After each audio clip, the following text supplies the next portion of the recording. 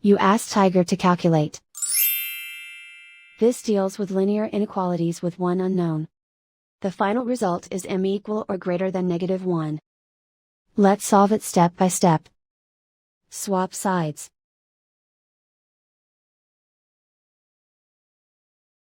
Group all constants on the right side of the inequality.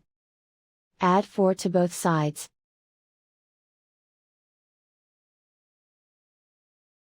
Simplify the arithmetic.